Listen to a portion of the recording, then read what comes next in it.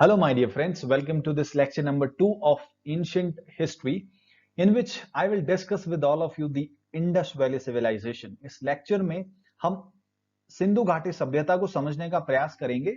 तो आइए लेक्चर को शुरू करते हैं।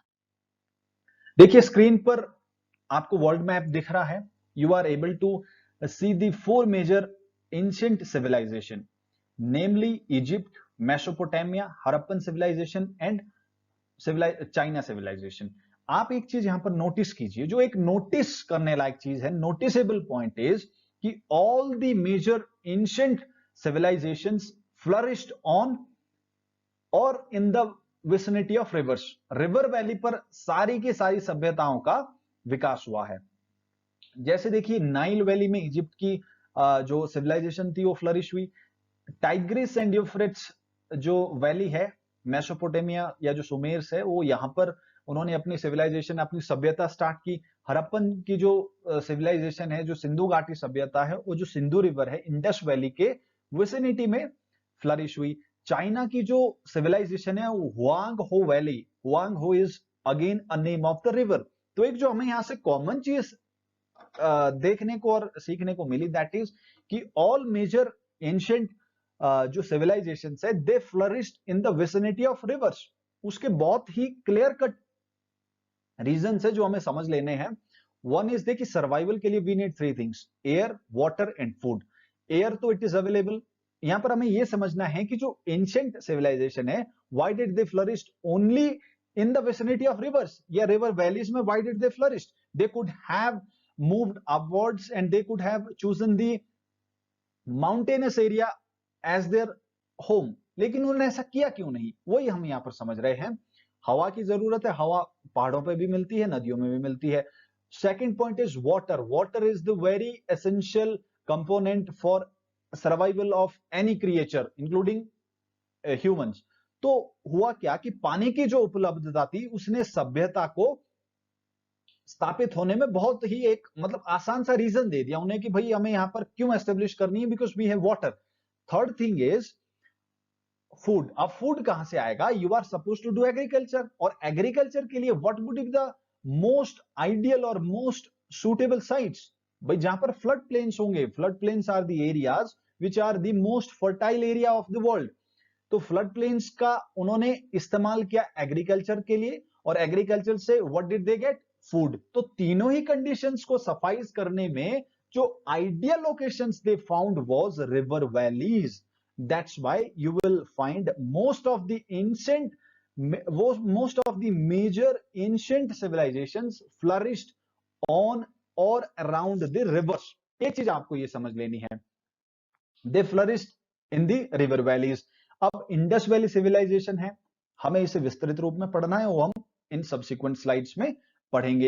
एक कॉमन चीज और यहां से आपको जान लेनी है, दैट इज कि Harappan valley civilization was the largest civilization among these four civilization. जब हम इन चार सिविलाइजेशन का कंपैरिजन करते हैं तो Harappan valley civilization was the largest in terms of area and it was most advanced in terms of science and culture।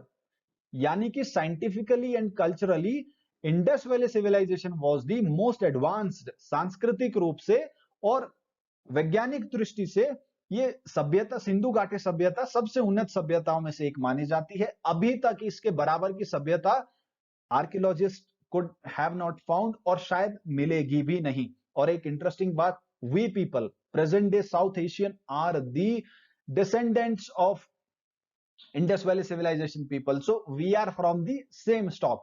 आइए आगे बढ़ते हैं। इन चारों सिविलाइजेशंस को आप देख लीजिएगा, दे आर कंटेम्पररीज, समकालीन है, पूछी जा सकती है एग्जाम में। इंडस वैली सिविलाइजेशन की हम बात करते हैं। सबसे पहले हम लोकेशन जान लेते हैं। लोकेशन जानने का तात्पर्य है कि हमें कुछ एक्सट्रीम बाउंड्रीज मार्क कर लेनी है कि भाई जो इंडस वैली की जो साइट्स थी, मैं आपको बताऊं तो almost 2000 sites have been found have been excavated so far। लगभग 2000 जो हमारी साइट्स है, they have been excavated by archaeologist. तो हर साइट को पढ़ना तो देखिए मुश्किल है, और जो पढ़ेंगे they must be called historians. वो कम से कम एग्जाम की तैयारी तो नहीं कर रहे होंगे, दैट इज फॉर श्योर। लेकिन लोकेशन के लिए मैंने आपको एक मैप डिस्प्ले किया है आपकी स्क्रीन पर। आप देख पा रहे होंगे इस मैप को। तो ये जो मैप है ये हमें बता रहा है लोकेशन, कि भाई जो concentration of Indus valley civilization थी या जो साइट्स है वो कहां पर हमें मिल रही है। एक चीज हमें यहाँ पर जो जान लेनी है हमें, that is the path of river Indus. या आप ये देखिए रिवर इंडस का जो पाथ है आप देख पा रहे हैं अरेबियन सी में आके मिलती है, and it originated in Tibetan plateau. यहां से ये ओरिजिनेट हो रही है। इसके जो आप ट्रिब्यूटरीज देखिए, झेलम, चिनाब, रावी, ब्यास, सतलज, घग्गर, हकरा और वैदिक सरस्वती भी एक रिवर थी जो राजस्थान से होकर गुजरती थी। बट नाउ इट हैज मतलब it has nowhere been on the map of geography. तो वो अब खत्म हो चुकी है रिवर। तो क्या ऐसा भी हो सकता है कि जो रिवर्स है उनका पानी सूख जाता है? बिल्कुल ऐसा बिल्कुल हो सकता है, क्योंकि देखिए हम तो जो है दो चार मतलब 50-100 साल के लिए जीते हैं, लेकिन जब 5-6 जनरेशन हमारी आ जाती है लगभग 400-500 सालों में, रिवर्स का जो रूट है वो डाइवर्ट भी हो जाता है और रिवर्स एग्जॉस्ट भी हो सकती है। उसमें कोई ऐसी दो राय वाली बात नहीं है। इंडस वैली को हम समझने का प्रयास कर रहे हैं। साइट्स की जो कंसंट्रेशन है आप देखेंगे, either they are on the river Indus itself or most of the sites are located in the vicinity of Indus river or on the tributaries of Indus river. ये जो ट्रिब्यूटरीज है आपकी, जो झेलम है, चिनाब है, रावी है, ब्यास है, सतलज है, they all are the tributaries of Indus valley river, Indus river. तभी ये पूरी एक वैली बन रही है। और आप साइट्स देख पा रहे हैं कुछ, जैसे इंपॉर्टेंट साइट्स है, हरप्पन साइट्स हो गई। Harappa site, Harappa is the name of the first site excavated by archaeologist. Mohenjodaro, ये दी मोस्ट, ये दी लार्जेस्ट साइट माना जाता था 2014 से पहले, लेकिन उसके बाद इसमें चेंजेस हुए हैं, वो हम आगे डिस्कस करेंगे। कोट डीजी चाहनुदारो, आमरी, धोलावीरा, सुडकोटला, लोथल, बनीवाला, सुक्त गैंगोर, मांडा, ये these are the important sites. Rakhigarhi, these are the major sites जो हम सब्सिक्वेंटली वी विल डिस्कस। तो यहां पर आप लोकेशन देख लीजिए। और एक चीज जो हमें यहां पर करनी है, we are suppose to mark the extreme extreme ends of Indus valley civilization. जो उसकी एक्सट्रीम साइट्स थी, ये पूछ ली जाती है एग्जाम में। तो जो नदर्न मोस्ट साइट थी that is Manda which is in present day Kashmir.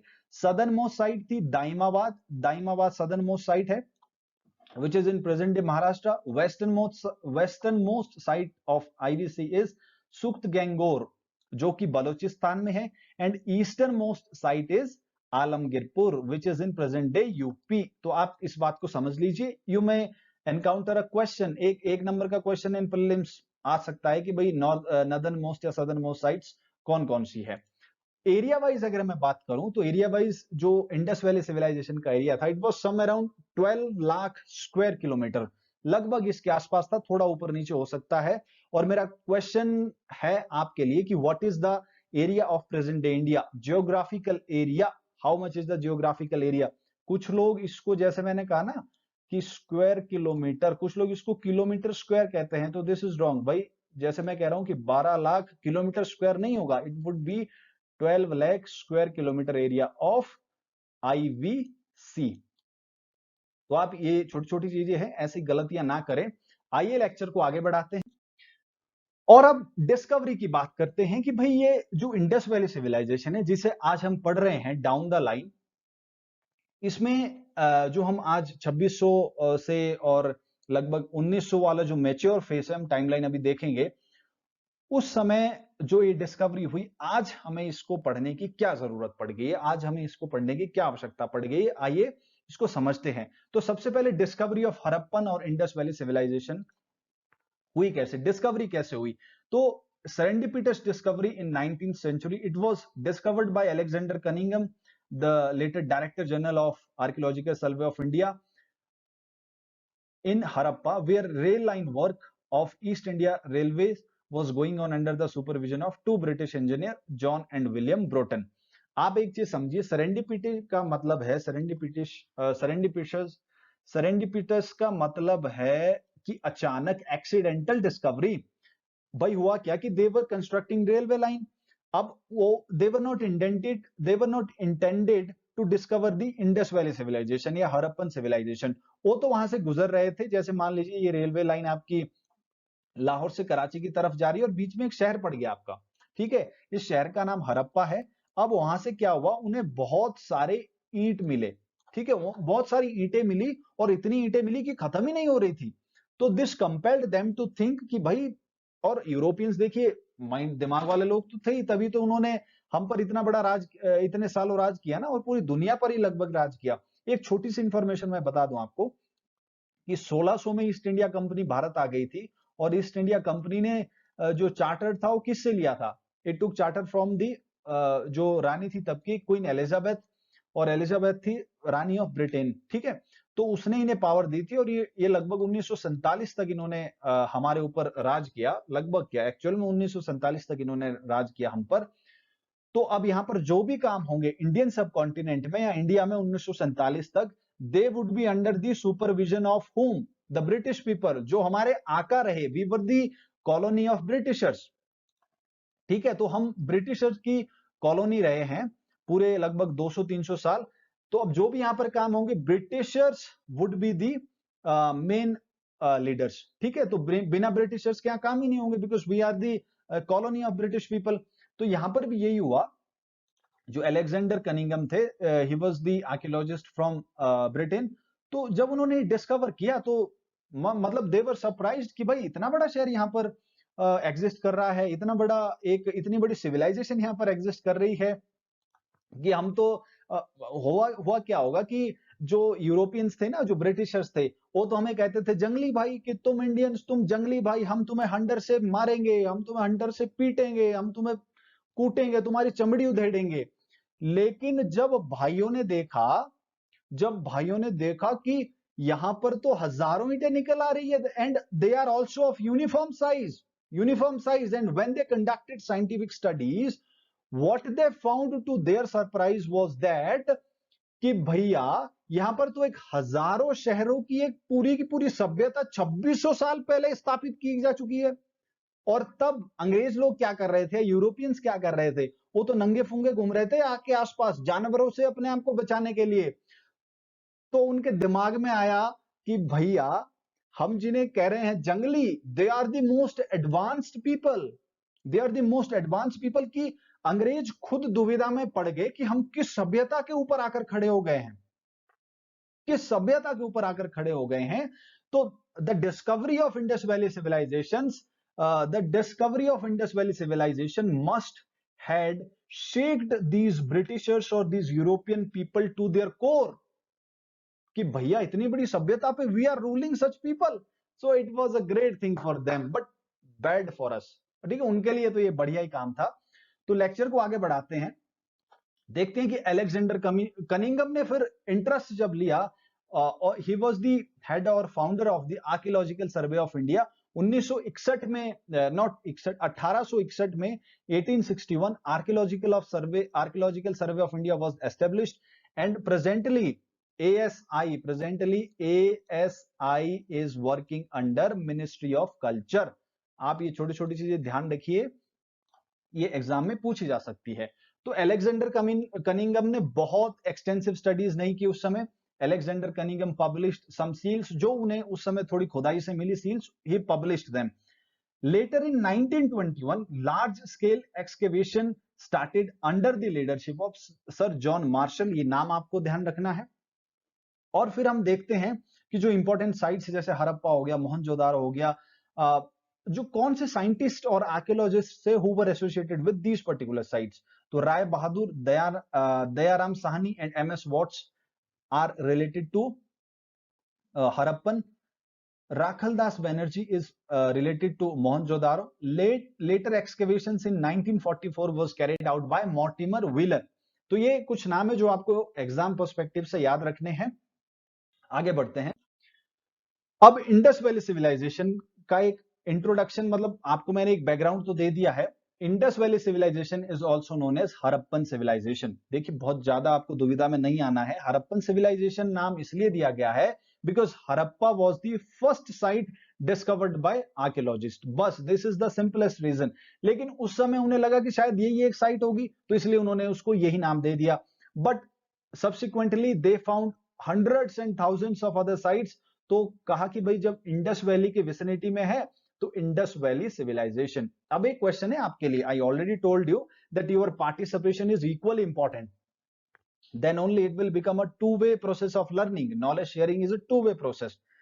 तो इंडस वैली आप यहाँ पर देख रहे हैं, तो जो ये नेम है इंडस, ये जो इंडस नेम आप यहाँ पर देख पा रहे हैं स्क्रीन पर, ये जो इंडस नेम है, ये इंडस नेम दिया क्या ये सांस्कृतिक वर्ड है, या ये एक मतलब ग्रीक वर्ड है, या ये पर्शियन वर्ड है? आपको ये मुझे बताना है कमेंट बॉक्स में।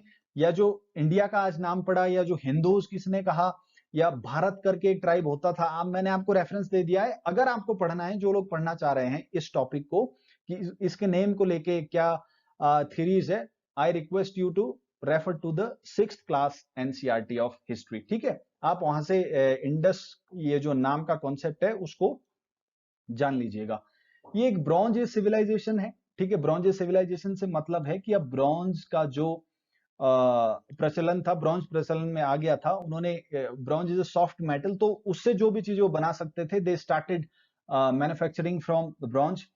One of the earliest known urban civilization है, और जो मोस्ट ऑफ द एरियाज है, I already showed you on map कि today's Pakistan and north west portion of India, जैसे राजस्थान हो गया, हरियाणा हो गया, पंजाब हो गया, गुजरात हो गया, महाराष्ट्र हो गया, north western part of India में आते हैं। तो they are the major centers of Indus valley civilization. अब contemporary civilization, I told you कि भाई जो कंटेम्प्रेरी सिविलाइजेशन है वो आपकी मेसोपोटामिया है, नाइल है। ठीक है, तो एक चीज आपको समझ लेनी है कि कंटेम्प्रेरी का मतलब ये नहीं है कि वहां पर भी ये सब चीजें हो रही थी। Their town planning was different, उनके अदर फीचर्स डिफरेंट थे, they were different in terms of their scripts, they were different in terms of their trades, they were different in terms of their of their planning of establishment, या जो rule and regulations थे।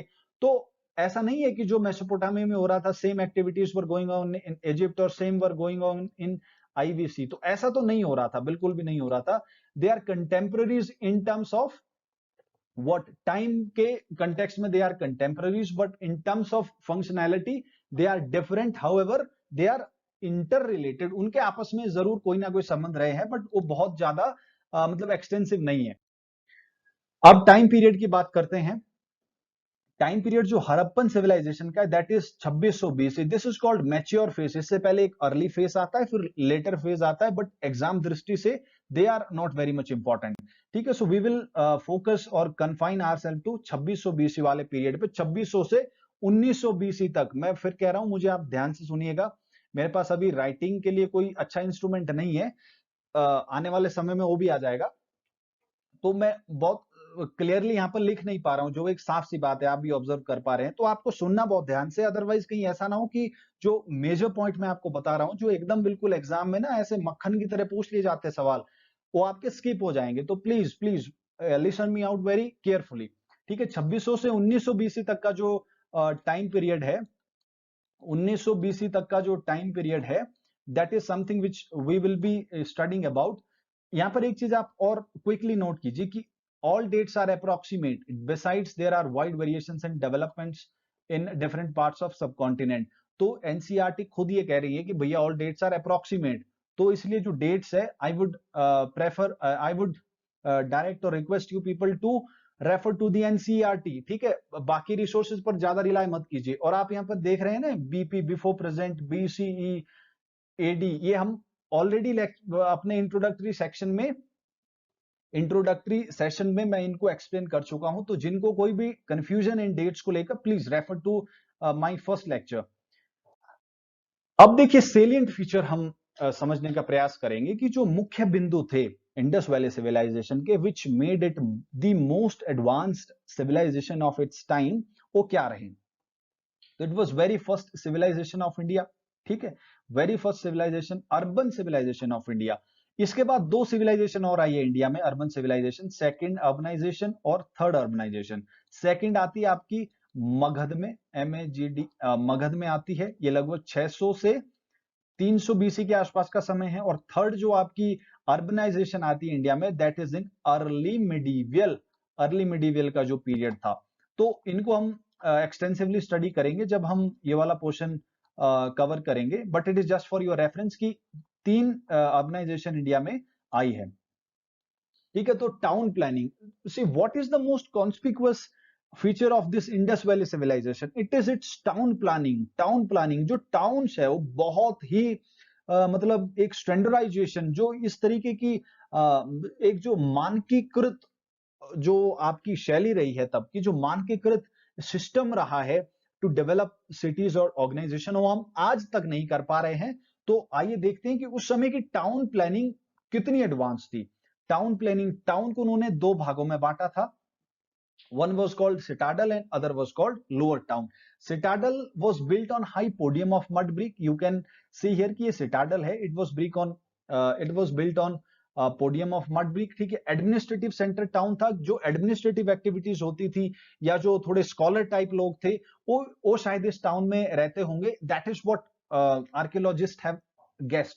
ठीक है. Important ritualistic buildings थी, जैसे great bath हो गया, great granary होगी, वो आपको सिटाडल में मिलेगी. बिकॉज देखिए ग्रेट चीजें है ना, और उनकी थोड़ी वैल्यू ज्यादा है, इंपॉर्टेंट ज्यादा है, तो जो वैल्यूड पीपल है वही वहां वहां पर आसपास रहेंगे. अब जो लोअर टाउन था, इट्स सराउंडेड सिटाडल, तो इसके जो नीचे का जो भाग रहा होगा उसको लोअर टाउन कहते होंगे.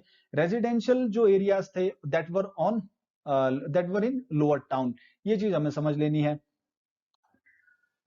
अब देखिए जो स्ट्रीट्स थी, यहां पर स्ट्रीट्स अलाइंड ईस्ट वेस्ट और नॉर्थ साउथ डायरेक्शन. ये आप यहां पर स्पष्ट देख पा रहे हैं, नॉर्थ साउथ डायरेक्शन है और ईस्ट और वेस्ट वाली डायरेक्शन है.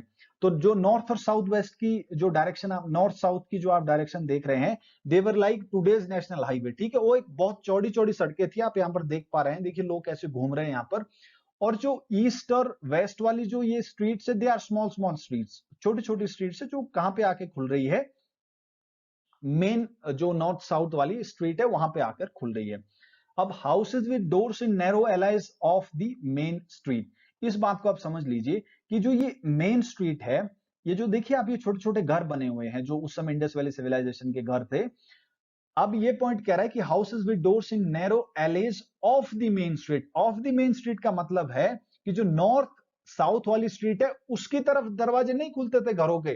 तो सोचिए कि how scientific this people were, कि भाई अगर हम जो दरवाजे है वो मेन सड़क की तरफ रखेंगे तो जो शोर शराबा है या जो जो कोई भी डिस्टर्बेंस है वो ज्यादा होगी घरों के अंदर. So to avoid that particular activity, what they did, they evolved themselves and they said कि भाई जो छोटी छोटी गलियां हम निकालेंगे, हम हमारे जो दरवाजे वो अंदर की तरफ खुलेंगे. ठीक है. अगली चीज जो यहां पर देखने को मिलती है, which compelled each one of the historians and the people who are studying it now, that this must be a great civilization in terms of standardization, in terms of mathematics, uniform size of bricks in ratio of 1:2:4. इतना uniform size मिला है कि जैसे मान लीजिए एक ईंट, समझिए आप, ये एक ईंट है, तो इसका जो साइज रहा होगा कि जैसे इसकी आप मान लीजिए कुछ ऐसे 1 सेंटीमीटर इसकी हाइट रही होगी, 4 सेंटीमीटर इसकी लेंथ रही होगी, 2 सेंटीमीटर इसकी विड्थ रही होगी और 1 सेंटीमीटर इसकी हाइट रही होगी. तो इस तरीके की जो यूनिफॉर्म चीजें हैं वो उस जमाने में मिलना, 2600 साल पहले मिलना, is something which is very miraculous and it is a subject of study.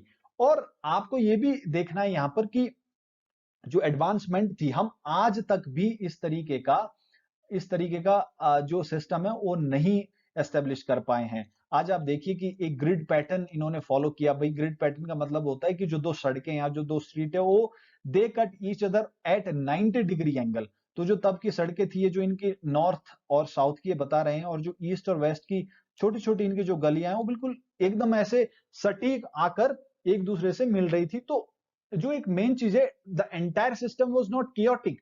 आज आप देखिए, अगर हम 21वीं सदी में 3-4 शहर भारत के छोड़ दे, जैसे चंडीगढ़ हो गया, गांधीनगर हो गया, तो the urbanization is very very very chaotic. Planning नहीं है. आज भी टाउन प्लानिंग से हम सफर कर रहे हैं. Well engineered sanitation systems. भाई इतना खतरनाक सैनिटेशन सिस्टम था, इतना बढ़िया, इतना विस्तृत सैनिटेशन सिस्टम था. क्लीनलीनेस का जो प्रचार प्रसार था वो इस तरीके से शायद तब भी कोई स्वच्छ भारत किस्म की एक योजना जरूर चली होगी, बट मुझे नहीं लगता. People were very much disciplined, and it was expected each one of Indus Valley civilization people ki they will follow the basic norms of hygiene, of cleanliness. तो आप देखिए bathroom plus toilets inside every house. 2600 साल पहले हर घर के अंदर एक bathroom था, 2600 साल पहले हर घर के अंदर एक टॉयलेट मिल रहा है। आज 21वीं सदी में क्या करना पड़ रहा है? स्वच्छ भारत का इरादा। समझ रहे हो ना आप? इस तरीके का देखो, थोड़ी गाना वाने का तो मतलब मैं नहीं गा सकता पूरी इस टोन को, मतलब ये अच्छी ट्यून है। आप समझिए, आज 21वीं सदी में हमें स्वच्छ भारत जैसा अभियान चलाना पड़ रहा है, जब हम अपने आप को क्या कह रहे हैं कि we are the advanced people. तो you can just give it a thought कि आर वी रियली एडवांस्ड, और हम अधोगति की तरफ बढ़ गए हैं। मेरी व्यक्तिगत समझ ये कहती है कि वी आर नॉट एडवांसिंग, हम तो अधोगति की तरफ बढ़ रहे हैं। Our ancestors were the real advanced people. हम तो कुछ भी नहीं कर रहे हैं भैया, हम तो बर्बाद कर रहे हैं। जो उन्होंने कुछ माड़ा मोटा बनाया भी था, हम तो उसको भी अधोगति की तरफ ले जा रहे हैं। Drainage system, cesspits plus covered drains from every house. आप देखिए, सेसपिट्स थे, कवर्ड ड्रेन आज भी लोग खुली छोड़ देते हैं अपनी जो घरों से उनकी जो सैनिटेशन की नालियां हैं। तो आप देखिए, जो क्लीनलीनेस और जो चीजें थी वो कितनी एडवांस्ड उस समय रही होगी, उनका जो सिस्टम था। और आगे बढ़ते हैं। वेल इंजीनियर सैनिटेशन सिस्टम हमने पढ़ा, ड्रेनेज सिस्टम हमने देखा। देखिए, photos I have included for your reference. आप देखिए कितनी बढ़िया एक्सक्विजिट प्लानिंग है।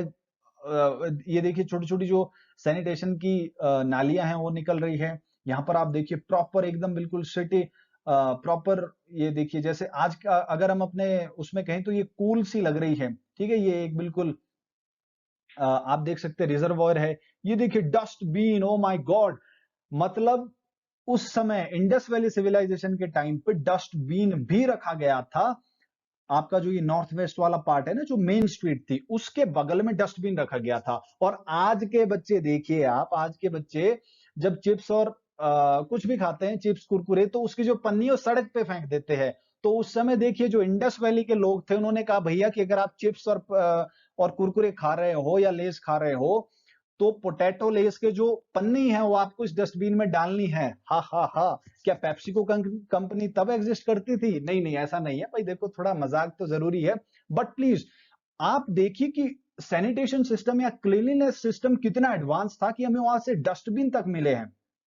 और आज डस्टबिन रखवाने के लिए बहुत बड़े बड़े स्तर पर कार्यक्रम चलाए जा रहे हैं भारत में। स्वच्छ भारत अभियान is one among them.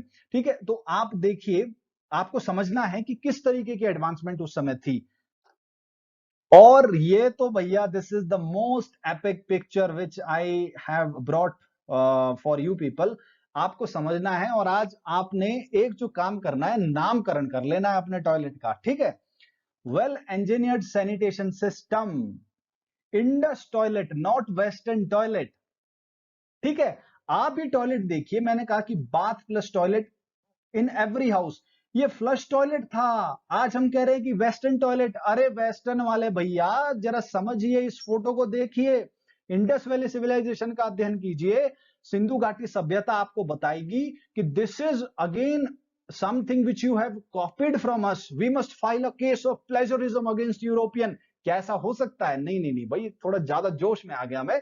But what needs to be understood is that कि हम भारतीयों की या जो इंडियन सब कॉन्टिनेंट के लोगों की एक जो यहां पे यूनिकनेस निकलकर मेरी समझ में आती है कि we do not value our own culture, we do not value our own people, we do not value our own inventions. Otherwise आप देखिए, we are from the same stock of Indus valley civilisation. और अगर हमारे पूर्वजों ने इस level का western toilet, जिसे हम आज कहते हैं, जिसका नाम होना चाहिए था Indus toilet, and we are promoting western toilet. ये हुआ क्या एक्चुअल में? जब सिकंदर द ग्रेट ने अटैक किया इंडिया पर, तो उसके बाद लगभग 100-200 सालों के लिए एक भ्रम फैला दिया गया कि दुनिया में जो भी कुछ कर रहे हैं वो यूनानी लोग कर रहे हैं, वो ग्रीक्स कर रहे हैं। तो इसी भ्रम का शिकार हुई हमारी प्राचीन सभ्यता भी। लेकिन आप इमेजिन कर सकते हैं कि किस किस्म का तब सैनिटेशन रहा होगा, किस किस्म की तब टाउन प्लानिंग रही होगी, किस किस्म का तब क्लीनलीनेस को लेकर अवेयरनेस रही होगी लोगों में। तो ये एक पिक्चर है। I would request all of you to share this with your family member at least, कि भाई ये वेस्टर्न टॉयलेट नहीं है, दिस इज इंडस टॉयलेट्स, और at least we at our own level और at our family level can change the name. ठीक है, आगे बढ़ते हैं। द पीपल, देखिए यहां से पहले थोड़ा मैं और आगे डीप घुसूं, हमें एक चीज समझ लेनी है कि अभी तक हमने इतनी सेंट्रलाइजेशन की बात की, इतनी टाउन प्लानिंग की बात की, इतना हमने एक uniformity in terms of command की बात की। तो अब एक जो क्वेश्चन है which will which is sort of mind boggling question, that is कि भाई कि वॉज देयर एनी लीडरशिप, कि क्या उस समय कोई रूलर रूल कर रहा था जो इस तरीके का मानकीकरण हो पाया? Was it a tribe? Was it a democracy? And if it was a democracy, then what kind of democracy was it? Or was it ruled by a single leader? So as regards to that, और in terms of मतलब इन questions का अभी तक कोई जवाब नहीं मिला है, लेकिन excavations are going on, scientific studies are going on, कि भाई इस तरीके का एकीकृत होना, इस तरीके का मानकीकरण होना, इस तरीके का स्टैंडर्डाइजेशन होना is not a small thing. लेकिन ये बात भी क्लियर है कि अभी तक 2021 तक इसके वहां पर कोई अवशेष नहीं मिले हैं, कोई भी फाइंडिंग्स नहीं है, कोई प्रूफ नहीं है कि क्या ये सिर्फ एक व्यक्ति द्वारा रूल किया गया था या ये किस किस्म की डेमोक्रेसी थी। इस चीज को आप समझ लीजिएगा। However, it is really commendable the way the people lived, the way the people planned, और the way we must learn from them is something which is again of great importance. आज की सरकारें आप देखिए बहुत लार्ज स्केल पर इतने resources का मोबिलाइजेशन कर रही है सैनिटेशन को लेके, हाइजीन को लेके, कि जिसकी कोई हद नहीं है। मतलब कई हजार करोड़ रुपए इन्वेस्ट कर दिए गए हैं, एंड दैट कल्चर ऑफ, जिसको कहते हैं ना सेल्फ डिसिप्लिन, और that development of scientific temper is something which is completely missing even in today's context. तो आइए हम समझने का प्रयास करते हैं कि उस समय के जो लोग थे वो कैसे थे, मतलब व्हाट वर देयर प्रोफेशन, या वो करते क्या थे। ठीक है, तो जो इंडस वैली सिविलाइजेशन के लोग थे, they were cosmopolitan people trading with other civilization. Cosmopolitan का मतलब होता है कि भाई वो सिर्फ अपनी सोसाइटी तक कन्फाइंड नहीं थे, they were trading with Mesopotamia, they were trading with Egypt, जो इजिप्ट वाले थे वो भी इधर आ रहे थे। सो दे वर कॉस्मोपॉलिटन, मतलब इंटरसिटी ट्रेड वगैरह वो लोग करते थे। मेन स्टे वॉज, और main occupation was agriculture, boosted by trade and commerce plus artisanship. आप एक चीज यहां पर समझ लीजिए कि कोई भी जो अर्बन सेंटर है वो बिना एग्रीकल्चर के सरवाइव नहीं कर सकता है। अब इसको हमें समझना है। और एक चीज आप और देखिए यहां पर, क्या अगर हम अर्बनाइजेशन की बात कर रहे हैं तो क्या इंडस वैली के टाइम पे सिर्फ शहरी शहर थे?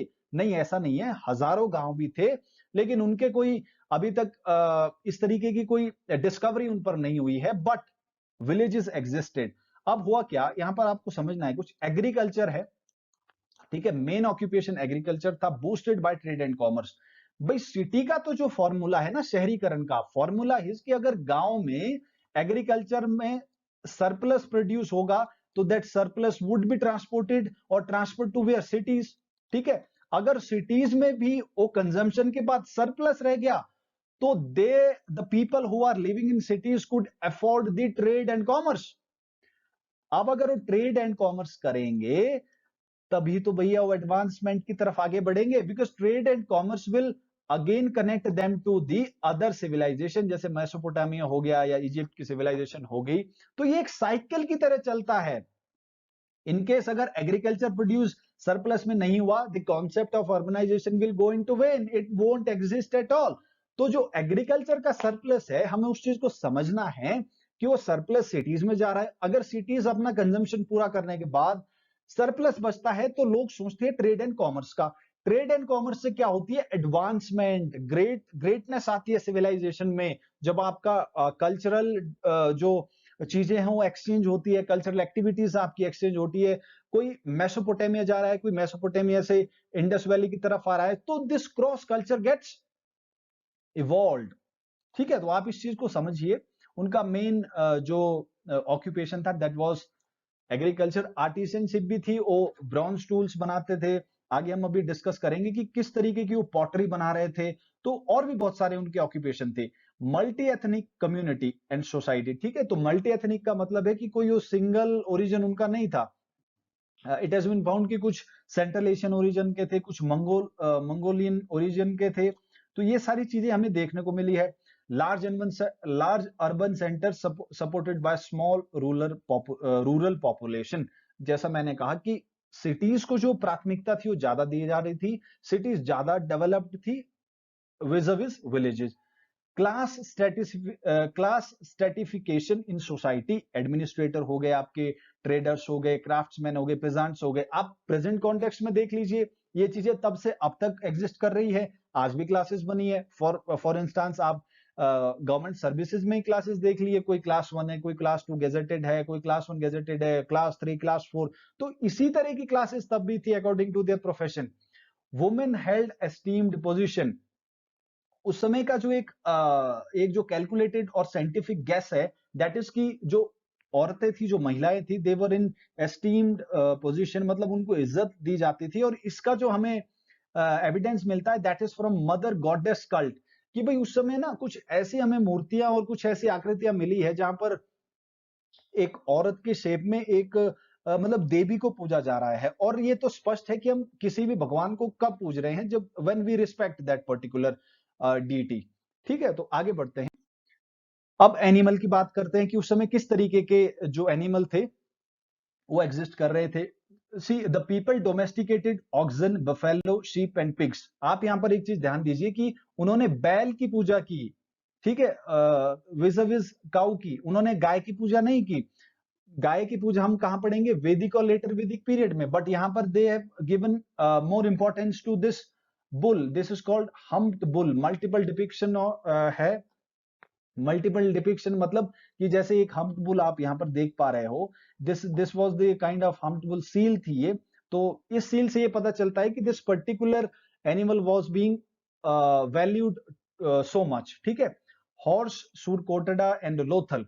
जो हॉर्स के रिमेन्स है वो हमें इन टर्म्स ऑफ जो हॉर्स की बोन है, we have found them from Surkotada, उनके एविडेंसेस मिलते हैं। लोथन में we have found the terracotta figure. ठीक है, वहां पर हमें फिगर्स ऑफ हॉर्स मिले हैं, तो विच इज इंडिकेशन की उन लोगों को कहीं ना कहीं पता था कि घोड़ा भी एग्जिस्ट करता है एज अ जानवर। But it is very clear that they did not domesticated horse. Indus valley people did not domesticated horse. इस चीज को आप भी समझ लीजिए, जान लीजिए, एग्जामिनर में कंफ्यूज यू पीपल। उन्हें पता तो था, क्योंकि अब आप ईरान इराक की तरफ जा रहे हो, मेसोपोटामिया में जा रहे हो, तो you must have seen horses there. Elephants and rhinos were known to Indus people, ये इनको पता था। पशुपतिनाथ सील जो मिली है, आप देखिए, एक पशुपतिनाथ की seal I have included here for your reference. ये एक पशुपतिनाथ है, मतलब प्रोटो शिवा भी इन्हें कहा गया है। प्रोटो शिवा भी इन्हें कहा गया है। प्रोटो मतलब एक जिसे कहते हैं ना सैंपल टाइप, भाई जो शिवजी से पहले रहा होगा, जानवरों का शिवा। प्रोटो शिवा, जैसे आदमियों का शिवा शिवजी, वैसे जानवरों के शिवा प्रोटो शिवा, ये आपके पशुपति। तो ये पशुपति नाथ है। पशुपति मतलब पशुओं का पति, सबसे बड़ा पशुपति। आप देखिए इसके बगल में यहाँ पर ये देखिए आप, एक शेर आपको दिख रहा है, कुछ ऐसे और छोटे छोटे जानवर इसको घेर कर खड़े हैं। And he is bearing a very elaborated head gear. ठीक है, तो ये आप यहां पर देख सकते हैं। तो दिस इज अबाउट एनिमल, कि उन्होंने किस किस किस्म के एनिमल्स को डोमेस्टिकेट किया था। एग्रीकल्चर की अगर हम बात करते हैं, तो people of IVC grew wheat, barley, lentil and chickpea. Barley Banawali में। You are suppose to tell me the state कहां पर है ये। राइस लोथल से मिले हैं। कॉटन प्रोडक्शन एरिया था। तो आज भी आप देखेंगे जो कॉटन प्रोडक्शन है वो ज्यादातर उन एरियाज में होता है जहां अवेलेबिलिटी ऑफ पानी ज्यादा रहती है, because cotton is a crop which require like which require handsome amount of water. उसको काफी ज्यादा पानी चाहिए, नमी वाला एरिया जो है वहां पर आपको कॉटन का प्रोडक्शन देखने को मिलता है। ठीक है, structure to preserve water and for irrigation purpose have been found at Dholavira. देखिए जो 3 साइट से Dholavira, Lothal and Surkotada, they are in Rajasthan, sorry not Rajasthan, in Gujarat. अब ये जो तीनों साइट्स है, यहाँ पर एक कॉमन चीज आपको मिलेगी, इरिगेशन सिस्टम आपको डेवलप्ड मिलेगा यहाँ पर। जैसे एक आप यहाँ पर देखिए, रिजर्वॉयर एट धौलावीरा, नोट दी मैशनरी वर्क। तो आप देखिए कि कितना फाइन जो यहाँ पर चिनाई घिसाई पिटाई का जो वर्क हुआ हुआ है, मतलब बहुत सिस्टमेटिक प्लानिंग हुई हुई है। तो इन तीन साइट्स पे ऐसा क्यों इन लोगों को करना पड़ा? Because they were not located on the river valleys, ठीक है, वो रिवर के साइड पर नहीं लोकेटेड थी, वो रिवर से हटके थी, समुद्र से भी हटके थी। तो अल्टीमेटली पानी something which you need, water you need all the time. So to have a reservoir of water, they started constructing infrastructure to store the water. तो आप देख सकते हैं ये यहाँ पर कि कितना मतलब फाइन लेवल पर काम किया गया है to store the water. Canal system तो तब प्रॉपर नहीं था इंडस वैली में, और this is one of the factor which led to their decline when climate change took place. हो हम आगे पढ़ेंगे कि भाई उन्होंने कनाल्स डेवलप ही नहीं की थी। जो भी एक आपका सिस्टम था ड्रेनेज का, वो मतलब टाउन लेवल पर था। In terms of agriculture they did not pay much heed. ठीक है, अब ट्रेड की बात करते हैं। They traded with Mesopotamia, Sumer जिन्हें हम कहते हैं, in present day Iraq and Egypt, using boats sailing on rivers and seas. आप दो चीजें समझ लीजिए कि जो ट्रेड हो रही थी उस समय, दैट वाज एक तो थी इंटरस्टेट, मतलब आप समझ लीजिए कि एक स्टेट हो गया मेसोपोटामिया, एक स्टेट हो गया हड़प्पा। ठीक है, तो ये तो होगी इंटरस्टेट हड़प्पा से मेसोपोटामिया की। It would take place only by using boats. ठीक है, समुद्र की आप सवारी करोगे पूरी, क्योंकि तब देखिए ऐसा है ना, तब कोई इंजन तो था नहीं, तब व्हील की खोज भी नहीं हुई थी उस समय। तो आप गाड़ियों से या जहाज से तो नहीं जा सकते थे। तो आपको क्या करना था कि जो आपके पास नेचुरल फोर्सेस थी उनको यूज करके you are suppose to travel. Rivers के माध्यम से होता था इंटरसिटी ट्रेड। अब इंटरसिटी ट्रेड कैसे हुआ भला? इंटरसिटी ट्रेड होगा आपका, जैसे हड़प्पा से मोहनजोदारो के लिए आपका ट्रेड हो गया, ठीक है, या हड़प्पा से आप लोथल के लिए चल पड़े, या हड़प्पा से आप दीजी कोटी के लिए चल पड़े, या हड़प्पा से आप चाहनुदारो के लिए चल पड़े। तो इस तरीके से आपका जो ट्रेड होगा that would be called intercity trade. ठीक है, इंटरसिटी ट्रेड बाय रिवर्स हम यहाँ पर देख रहे हैं। Evidences of seals and artifacts from IVC found in these civilization and vice versa।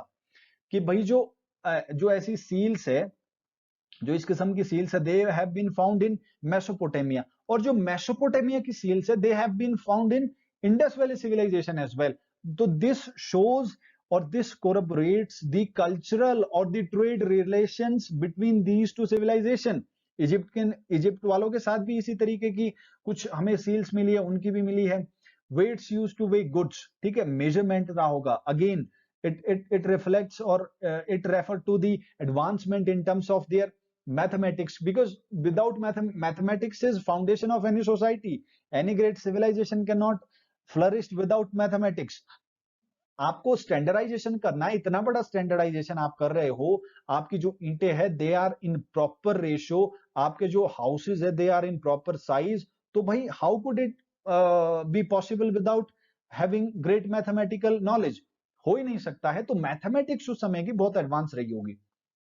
Seals use to authenticate trade. उस समय कोई कॉइन्स नहीं थे, तो सील का जो पर्पस था that was to authenticate trade. कि भाई अगर हमने ऐसे एक राइनोकोर्स की लगा दी है, एक हम्प्ड बुल की लगा दी है, एक पशुपतिनाथ की ट्रेड लगा दी है, तो उसका कुछ सिग्निफिकेंस उन्होंने स्थापित किया होगा कि भाई इसमें 50 किलो चीज होगी, इसमें 100 किलो चीज होगी। तो this was something which they have been decided at that point of time. Pictographic seal थी। पिक्टोग्राफिक का मतलब है कि एक तो आपकी पिक्चर है और ऊपर से कुछ लिखा हुआ भी है। आप ये देखिए, ये लिखा हुआ है यहाँ पर, but till date it has not been the script of Indus Valley has not been deciphered. It decipherment would reveal many mysteries। so जब ये डिस्कवरी होगी इन स्क्रिप्ट्स को समझने की, तब हम फिर दोबारा से देखेंगे कि what all new is there for each one of us। एक चीज जो हमें अब तक पता चली है स्क्रिप्ट को लेके, दैट इट इज बोस्ट्रोफिडोन स्क्रिप्ट। कि जो भाई स्क्रिप्ट है इंडस वैली की, दैट इज बोस्ट्रोफिडोन। अब बोस्ट्रोफिडोन स्क्रिप्ट क्या है? जैसे अभी देखिए आप कि जो हम हिंदी और इंग्लिश लिख रहे हैं वो कैसे लिख रहे हैं, हम ऐसे लिखते हैं, लेफ्ट टू राइट लिखते हैं, लेफ्ट टू राइट लिखते हैं। अब जो बोस्ट्रोफिडोन स्क्रिप्ट है वो कैसे लिखती है? वो लिखती है लेफ्ट टू राइट ऐसे घूम के, राइट टू लेफ्ट ऐसे घूम के, लेफ्ट टू राइट ऐसे घूम के, और ऐसे ही एक सीक्वेंस इसमें चलता रहता है। तो ये आप एक प्रिलिमिनरी, एक क्रूड लेवल पर समझिए कि what is बोस्ट्रोफिडोन।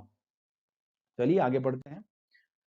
Art and crafts की बात करते हैं। जैसा मैंने पहले कहा था कि भाई आर्टिसियनशिप भी वहां पर एग्जिस्ट कर रही थी। तो आर्ट एंड क्राफ्ट की जब हम बात करते हैं, refined and high quality bronze articles made from copper minted at Khetri.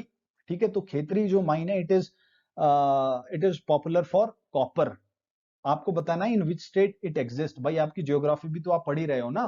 ठीक है, terracotta figurine toys have been found. अब आप एक चीज बताइए कि जब साइंटिस्ट ने, जब आर्कियोलॉजिस्ट ने एक्सप्लोर किया, they found lot of toys, lot of toys. अब toy signifies what is the significance of having toys in any civilization? भाई ये एक बात को स्पष्ट रूप से सिग्निफाई करता है, जो आपको समझनी है, मुझे समझनी है, हम सबको समझनी है, कि उस समय की जो सिविलाइजेशन थी, it was peaceful and prosperous. भाई टॉयज कहां होंगे? जहां बच्चे होंगे। और बच्चे, किन बच्चों के पास टॉयज होंगे? जिनका पेट भरा हुआ होगा, जो बिल्कुल मस्त होंगे, जिनके पास खेलने के लिए समय होगा। They were not like hunter gatherers की अभी यहां पे आज हमने एक शेर मार दिया, एक हिरन मार दिया है, चलो भागो यहां से, अब दूसरी गुफा में छुपते हैं। They were not like that. तो this shows the peacefulness, this shows how prosper, this shows the prosperity of Indus valley civilisation.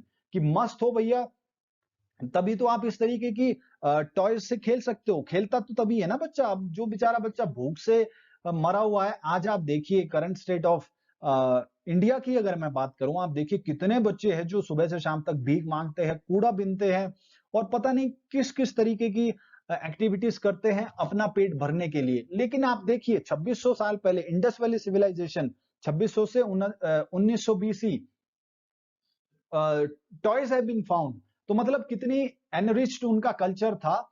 और साइंटिस्ट तो इस ओपिनियन के भी थे कि शायद ये जो ऑर्गेनाइजेशन, जो सिविलाइजेशन थी, इट वाज ऑफ चिल्ड्रन। लेकिन फिर सवाल उठता है कि बच्चे कहां से पैदा होते हैं? भाई बड़ों का होना तो जरूरी है ना। और देखिए आप, highly decorated pottery was found which simply shows कि उस समय का जो आर्ट एंड कल्चर था वो कितना एडवांस था। Different kinds of jewellery, ornaments, rings, beads and other cosmetics have been found. ये आप देख सकते हैं पिक्चर्स में कि ये आप देखिए पॉटरी, ये आपका टेराकोटा फिगर है, ये आपका कार्ट है एक, मतलब ये ऐसे खिलौने उन्होंने तब बनाए थे बच्चों के लिए, और ये ऑर्नामेंट्स है। आइए आगे चलते हैं। रिलीजन की बात अगर हम करें, तो no temple like structure had been found in Indus valley civilisation. Please please please be aware of it. कोई भी मंदिर, मतलब इस तरीके का कोई स्ट्रक्चर अभी तक तो नहीं मिला हुआ है। Animal, human and trees form, they worshipped such people. तो मतलब उन्होंने वर्शिप क्या की?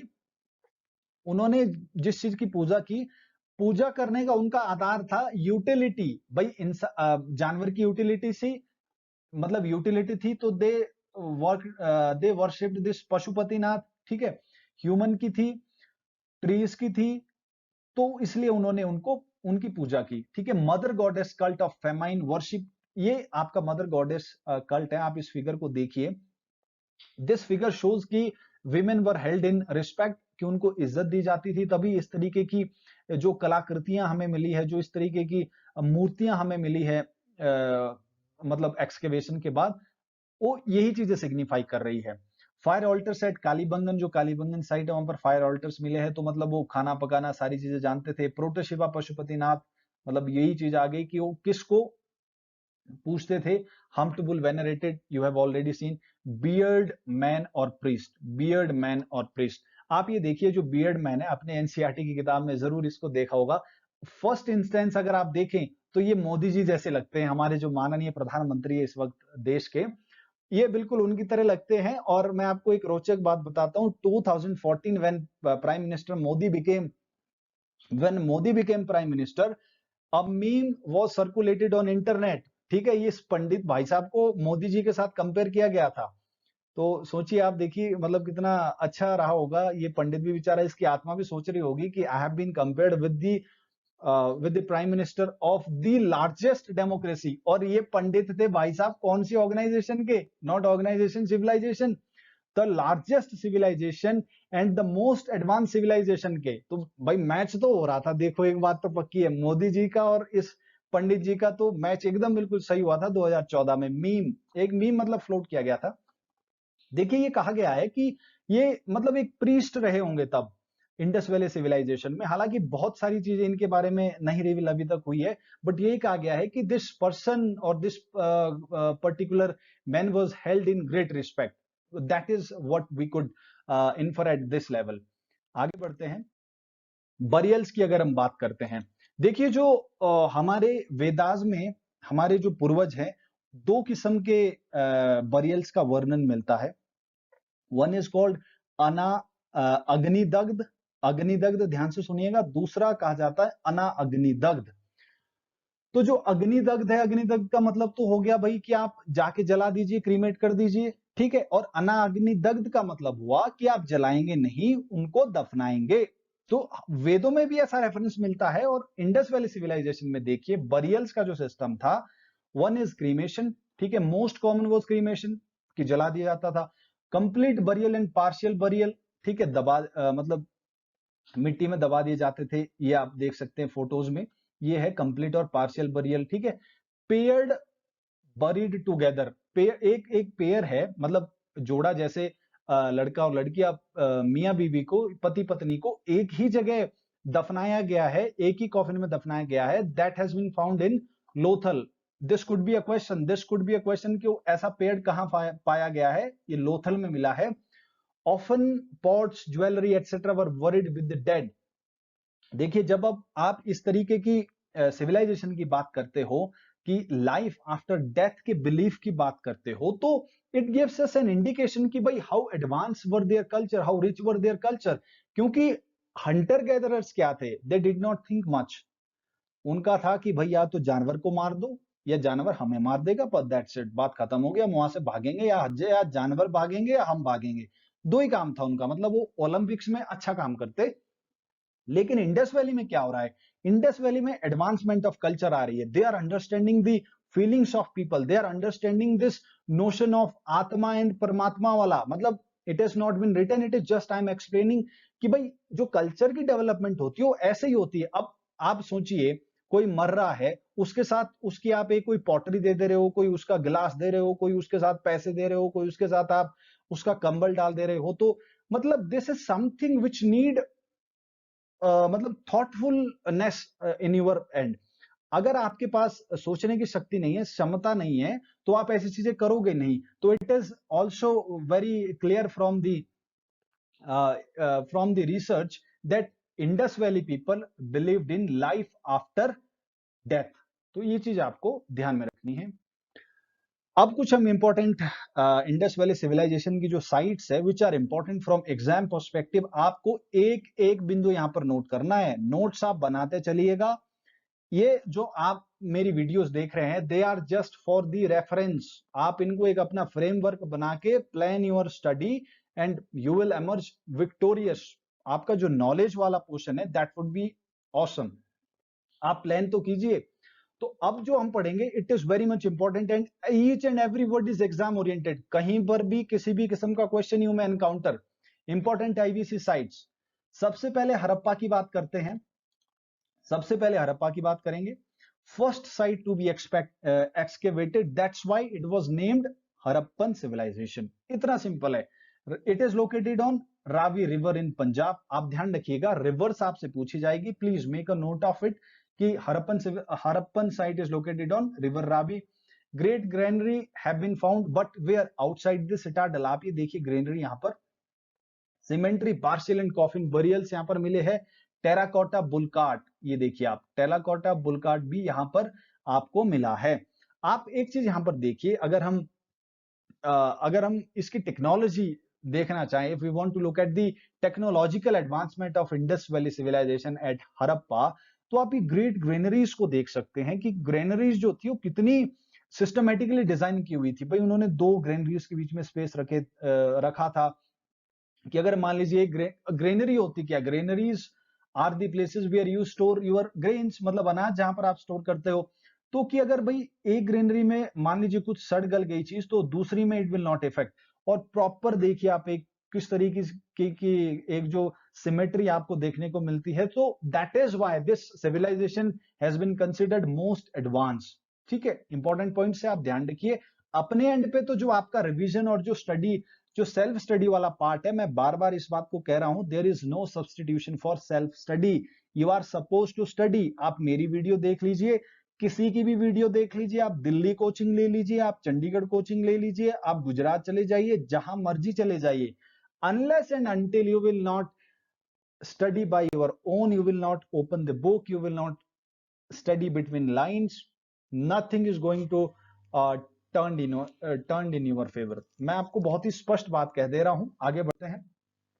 सेकंड साइट जो इंपॉर्टेंट साइट है, दैट इज मोहनजोदारो। जैसे चाहनुजोदारो वैसे ही Mohenjodaro.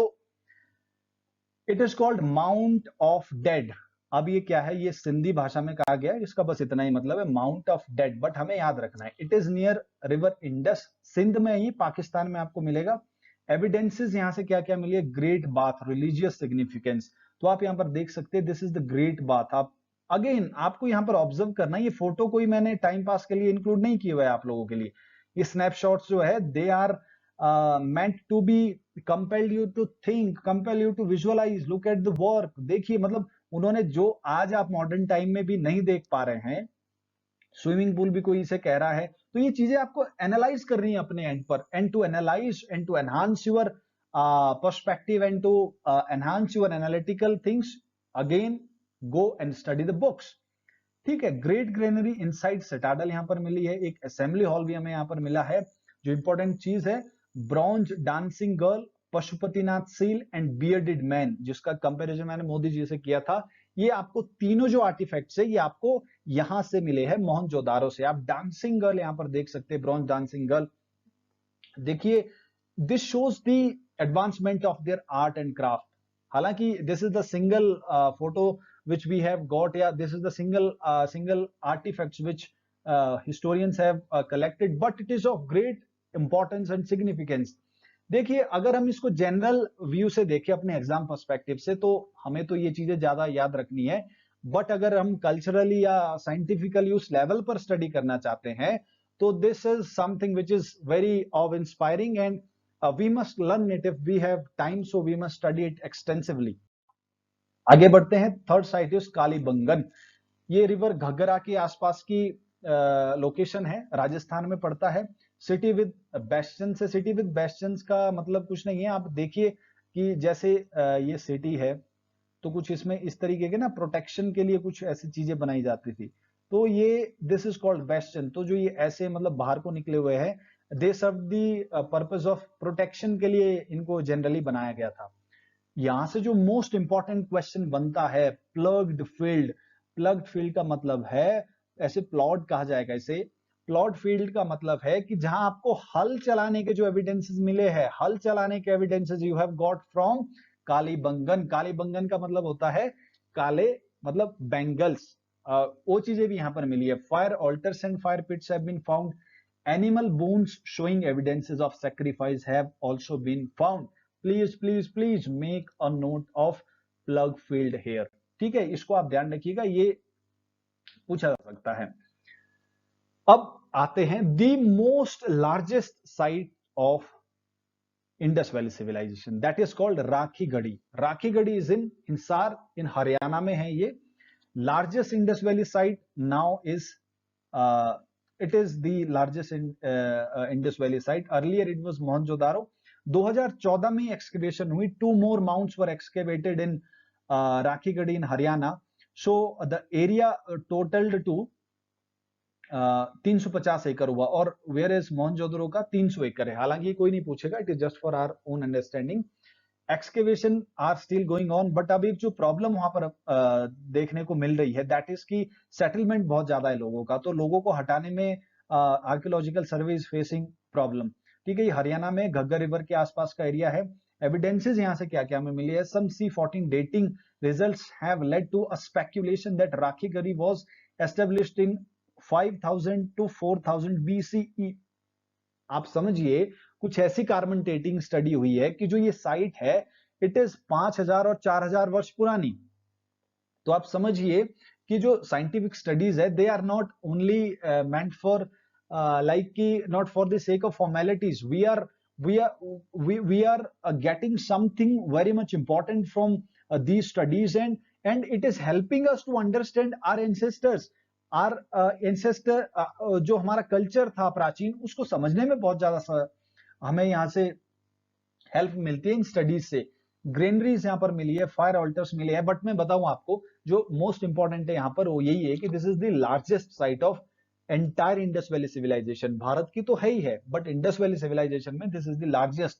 Question two is which is the smallest site, smallest Indus valley site, बताना है भैया कमेंट बॉक्स में। आगे बढ़ते हैं। Lothal, Lothal is situated in where, Gujarat में ये आपको देखने को मिलेगा। Located in gulf of Khambhat, ये आपने जियोग्राफी में जरूर पढ़ा होगा। नियर भोगावा साबरमती रिवर, भोगावा river is tributary of Sabarmati, ये आपको याद रखनी है ऐसी चीजें, क्योंकि एग्जामिनर आइदर में give you an option like भोगावा और दे में आल्सो आस्क साबरमती। ठीक है, एविडेंसेस क्या मिले हैं जो याद रखने लायक बात है यहाँ से। Evidence, it is the world's largest dockyard, world's largest dockyard है कनेक्टिंग लोथल टू सी। तो मैंने आपको स्टार्टिंग में भी कहा था कि जो गुजरात वाला एरिया है, it was not directly connected with any perennial river. ठीक है, तो जब रिवर पर नहीं था तो that's why they developed their system of irrigation, their मतलब रिजर्वॉयर्स, वहां पर हमें टैंक का जो सिस्टम है वो देखने को मिलता है। ट्रेडिंग पोर्ट था ये। ठीक है, bead making workshop, terracotta horse figure, joint burials, rice husk have been found in this particular location. तो आपको यहां से जो चीजें ध्यान रखनी है कि ये लार्जेस्ट डॉकयार्ड है दुनिया का, और जो रिवर है जहां पे ये लोकेट करता है, ये आप देख सकते हो। एक इस तरीके का इमेज मुझे लोथल को लेकर मिला है, तो I have shared with you people. अब धोलावीरा एंड सूर कोटड़ा की बात करते हैं। They are located in the district of in Kutch district, Gujarat में। ठीक है, Sur Kotada, I already told you, Sur Kotada में हमें बोन्स ऑफ हॉर्स मिली है। ठीक है, ये बात ध्यान रखिएगा, मतलब क्वेश्चन पूछा जा सकता है। और धौलावीरा में large town with elaborate system of drains and large reservoirs. तो गुजरात वाला area, why reservoirs, I have already explain. ठीक है, ये चीज आपको यहां से ध्यान रखनी, यू में एनकाउंटर इट। सुक्त गैंगोर की बात करते हैं। Port city western most site in Balochistan, ये मैंने आपको बताया है। चानूदारो, चानूदारो को क्यों याद रखना है आपने, it is one of the Indus valley site that there is no citadel. ठीक है, सिटाडल नहीं मिला है वहां पर किसी भी किस्म का। South of Mohenjodaro. ठीक है, इस तरीके से ये जो इंपॉर्टेंट लोकेशंस है, तभी मैंने आपको मैप प्रोवाइड किया था। जो आपको और थोड़ा क्लियर मैप मिलेगा, refer to the NCERT book, you will get a very clear picture of what you wanted to. तो वहां से you would easily be in a position कि भाई कौन सी साइड किसके किस डायरेक्शन में है। और these questions you may encounter in exam, आप ध्यान रखिएगा, आपको जो अपनी स्टडी है उसी हिसाब से करनी है।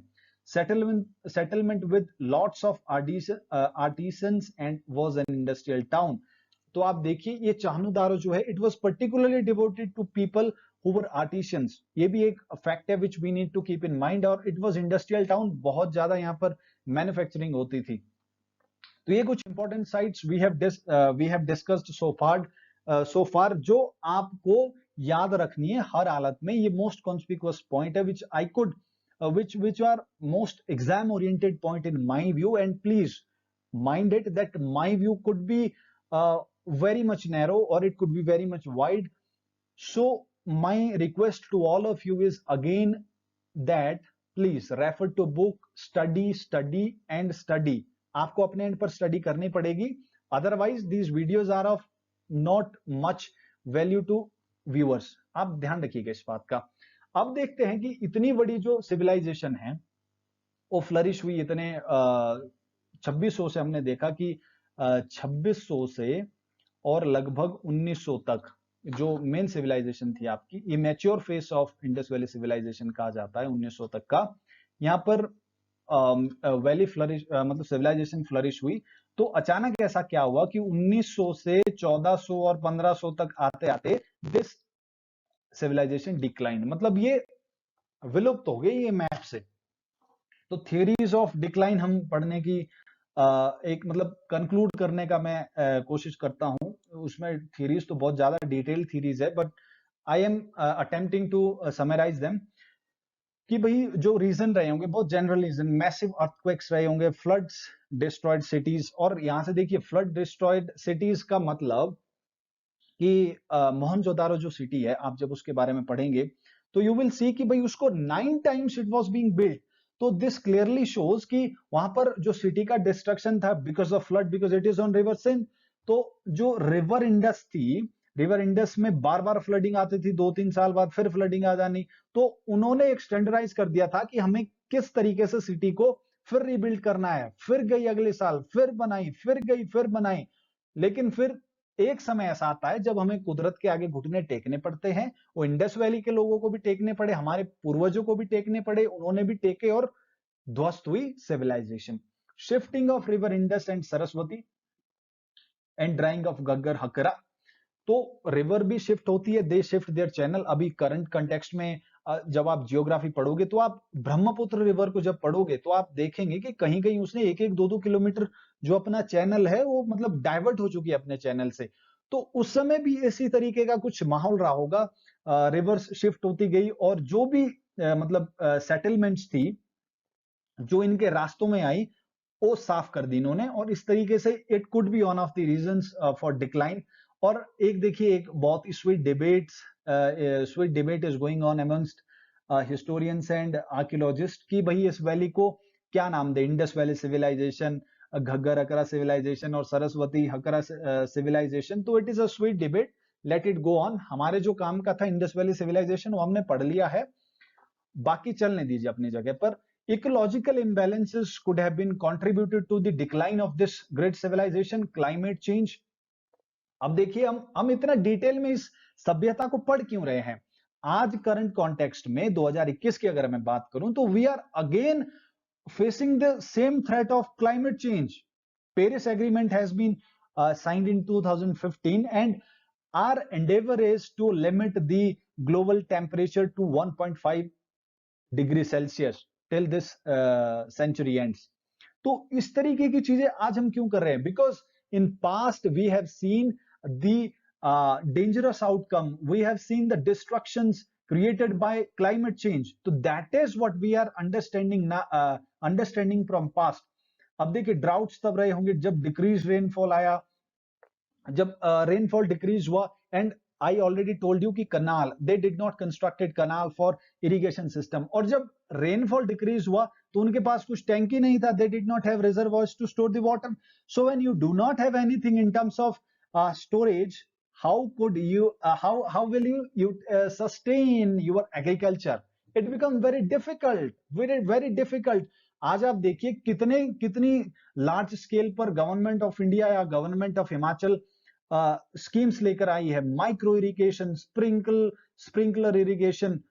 एक जो हमारे कूल सिस्टम है that is prevalent in Himachal, उस तरीके के छोटी कनाल को आप कूल कर सकते हैं। हालांकि it is not a right terminology, but just for understanding view, from understanding perspective हम उसको कूल कह देते हैं, छोटी कनाल मान लीजिए आप उसको। तो इस तरीके के सिस्टम आज हम विकसित कर रहे हैं because we have learn from past कि अगर आपके पास उपयुक्त इस तरीके का इंफ्रास्ट्रक्चर नहीं है और कभी बारिश कम हुई, कभी रेनफॉल कम हुआ, तो the entire agriculture will destroy, ध्वस्त हो जाएगा, खत्म हो जाएगा। और जो रीजंस कहे गए आर्यन और फॉरेन इन्वेजन्स, बट ये इतने प्लॉजिबल नहीं लगते हैं क्योंकि इतनी एक वेल एस्टेब्लिश्ड और एडवांस सोसाइटी पर मतलब इतने ज्यादा अटैक्स तो शायद ही कोई कर सकता है कि उनको वहां से मतलब उनका खात्मा हो जाए। The late Harappan phase had population shift to east Gangetic plains. देखिए, इट इज वेरी ऑब्वियस, जब उस तरफ आपका जो क्लाइमेट चेंज होता जा रहा था और आपके पास एग्रीकल्चर के लिए तो आपने वहीं पर जो फ्लड प्लेन्स थे उन्हीं में अपना पूरी की पूरी एनर्जी लगा दी थी। लेकिन अब जब वहां रेन ही नहीं है तो आप क्या करोगे? आप उस तरफ भागने की कोशिश करोगे जहां अवेलेबिलिटी ऑफ वाटर बढ़ेगी। तो people started shifted from where, from Indus valley to Gangetic valley. ये चीजें हैं। और एक जो इंपॉर्टेंट चीज आपको और ध्यान रखनी है कि जो मेसोपोटामियंस थे, they called them Meluha. Meluha, Meluha किसको कहा? इंडस वैली सिविलाइजेशन के पीपल को मेसोपोटामिया वालों ने मेलुहा कहा। तो साथियों, हम अब लेक्चर की समाप्ति की तरफ जा रहे हैं। होपफुली आपने कुछ ना कुछ जरूर सीखा होगा। और मैं फिर बार बार ये चीज कह रहा हूं, आपको अपने एंड पर स्टडी बहुत एक्सटेंसिवली जारी रखनी है। आपको किसी भी वीडियो पर किसी भी यूट्यूब एजुकेटर पर डिपेंडेंट नहीं होना है। Let me be very clear, चाहे मैं कुछ पढ़ा रहा हूं या और भी आपको 100 एजुकेटर मिल जाएंगे यूट्यूब पर, but your dependency should be your own self. आपको अपने ऊपर निर्भर करना है। देखिए फैक्ट्स में भी गलतियां हो सकती है, इसीलिए आपको क्रॉस चेक भी करनी है, सारी चीजों को समझना है। तो मैं एंड में जाते जाते आपको यही कहूंगा कि please go and revise, study, plan your study. बहुत अच्छे से आप स्टडी कीजिए, आप सीखोगे। एंड में आप एक चीज बस ध्यान रखिए कि आपको एक बिल्कुल क्लियर माइंडसेट से चीजों को समझना है, ताकि एग्जाम टाइम पे कोई भी आपको केओटिक मूड में आप ना आओ। अदरवाइज अगर एग्जाम के नजदीक आते आते you will be in chaos, so जो आपका रिजल्ट है दैट विल गेट इफेक्टेड। तो मैं बस यही कहूंगा, लेट अस लाइक अब इसको एंड करते हैं, लेक्चर को थोड़ा लंबा जरूर हो गया है, बट आई टोल्ड यू कि my attempt would be to complete the topic. मुझे कोई खत्म नहीं करना है टॉपिक यार। इट इज मतलब टाइम तो देखिए थोड़ा लगता है इन चीजों में। तो it is a sweet discussion and I hope you people have learned something. So thank you so much for your time. So we will meet once again in next lecture. Till then, bye. Stay safe, stay healthy. Thank you so much for your time.